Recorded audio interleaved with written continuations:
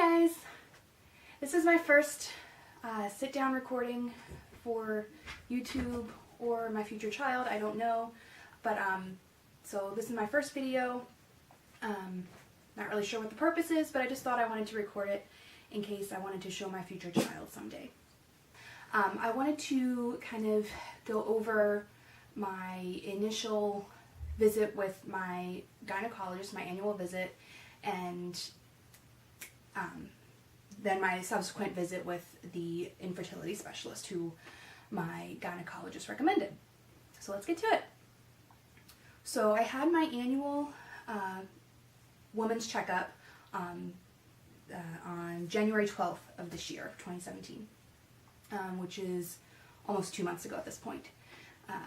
And during that exam, I did all the normal things, and then I had to sit down with my doctor and told her that I was interested in becoming pregnant, and since I didn't have a partner, how I would go about doing that. So she recommended me to an infertility specialist. So she recommended me to Dr. K, who is with a large group of doctors who specialize in infertility in my area. So it's a large network. Dr. K is the local office for us. So then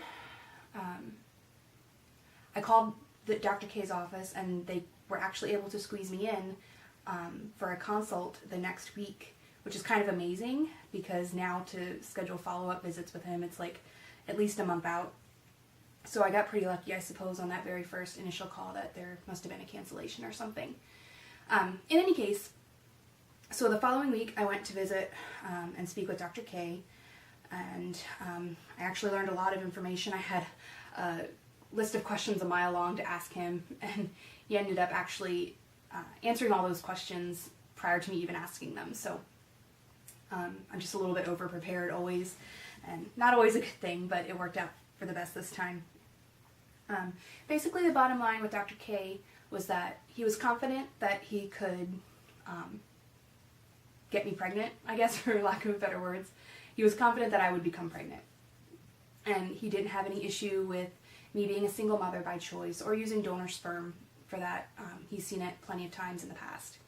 So we went over like a brief medical history of myself and my family members, all known medical issues, and he didn't see any issues that were like blaring red flags. During my appointment with Dr. K, we talked for about 20 to 30 minutes about how he best saw this going. He told me that there would be at least one cycle where they would just do a whole bunch of different testing on me, blood work, ultrasounds, x-rays, that sort of thing, just to make sure everything was in working order before I decided to pursue insemination and put down a whole bunch of money in order to do that. I wanted to make sure everything was in working order prior to me spending all of the money, which I thought was totally cool, made sense. So Dr. K said that as long as all of these tests went well over the course of my next cycle, we would attempt some natural cycle IUIs, which are intrauterine inseminations. In that case, we would do I wouldn't be on any medications, probably not even any like ultrasounds to see how I'm ovulating or when I'm ovulating, and the quality of my eggs. Not for the first couple of cycles at least, because if all of my tests come back clear and there are no issues, then we really have no need to spend the extra money to monitor those sorts of things. So natural cycle IUI is what we were going to do, and Dr. K recommended that I start using OPKs, or ovulation predictor kits, for my next cycle and every cycle subsequent to that, so that I could get used to how they work, the results that they show, and to make sure I give them the call on the correct day of my cycle so that we can time the IUI correctly. Dr. K also mentioned to me that the success rate for IUIs for my age, and I'm 31 currently, is between 15 and 20%. which isn't great, but it's not much worse than if I was using just regular intercourse and trying to get pregnant on my own with no known issues. That rate is like between 20 and 25% from what I've read.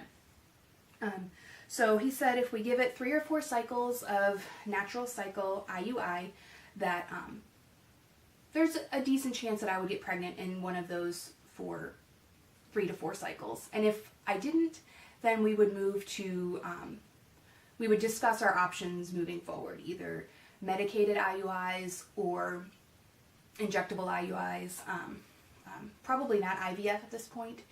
I'm only 31, so unless there are issues with my eggs, then I don't see that really needing to be a problem or needing to be a solution at this point in the game. And also it's very expensive, so I'm not sure if I've budgeted enough money and put aside enough money for that at this point. So if we need to cross that bridge when we get to it, we will. Dr. K also recommended that I get on a preconception vitamin. So my whole talk with Dr. K, like I said, was about 20 or 30 minutes, and then he moved me on to the patient coordinator, whose job it is to just kind of make sure I keep on track with everything that I need to do. And if I have any questions, I contact her first, and then she relays anything that I might have an issue with to Dr. K. So I sat down with her for about 10 minutes, and she went over the different types of testing that I would need to have completed during my next cycle in order to establish a baseline for myself before we started an IUI cycle. Okay, so these things were, for instance, number 1 is that I needed baseline blood work, which was a battery of blood tests that they needed to run on me.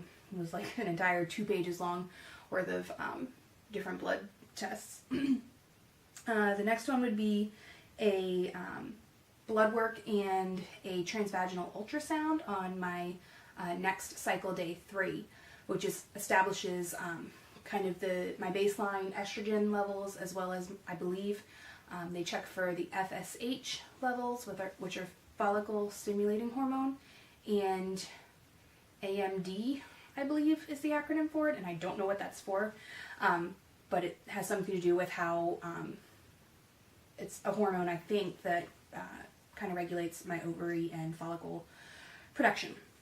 So they did all that, and then number 3 would be the hysterosalpingogram, or HSG for short. That is a test, an X-ray test with dye inserted into my uterus and fallopian tubes to make sure that there are no blockages in my uterus or fallopian tubes, and to make sure that semen can meet the egg can get down the fallopian tube and implant in the correct place in my uterus. Number 4 was blood work on between cycle days 21 and 24 to check my progesterone. Progesterone is the hormone that kind of regulates your body after ovulation.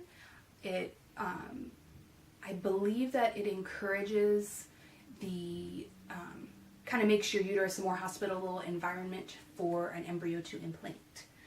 And if I'm wrong, I might be wrong, but I just know it's important to be in your body after you ovulate. So they were going to test for that. And the 5th item on the checklist was to meet with a social worker. This particular fertility office requires that anyone using donor sperm, donor eggs, donor embryos has to meet with a social worker, and that's just to discuss the different moral, ethical concerns about using donor sperm, make sure that you are in the correct headspace in order to accept donor sperm or eggs or embryos, whichever it is the applicable case.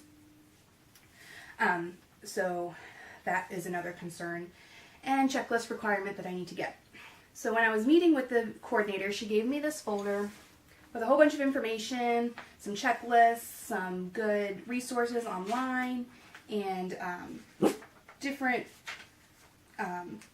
tips and tricks for how the process works. It's been very useful so far. I kind of refer to it almost every day. So that was my meeting with the patient coordinator. After I met with her, I got to speak with the financial coordinator for a few minutes. I give credit to this woman. She has a lot to deal with between the insurance companies and patients who are on a kind of a very strict deadline in terms of cycle days. So, bless her. But so during the time I was meeting with Dr. K and the patient coordinator to get all of my testing information, the financial coordinator was in touch with my insurance company to get my benefits of coverage relating to infertility and what my insurance would cover. She wasn't able to get a firm and clear answer from them while I was there in the office, so she said she'd get back to me. But in the meantime, she did hand me over some literature on the average costs of what the different treatments might cost. So she gave me a whole big packet of information with the different types of programs that this fertility clinic offers, discount programs, finance options if it came to that, the cost for self-pay in the event that my insurance doesn't cover anything, and also some kind of self-pay hints and tricks. So that was my meeting with the financial coordinator. Now after all of this, I went back to work, obviously, because I do have to work, and started scheduling things. I was able to get my cycle day 21 to 24 blood work done the very next day because it was just that time of my cycle, so it worked out pretty well for me to be able to do that. So I got one thing checked off my list almost immediately, which is kind of a big relief.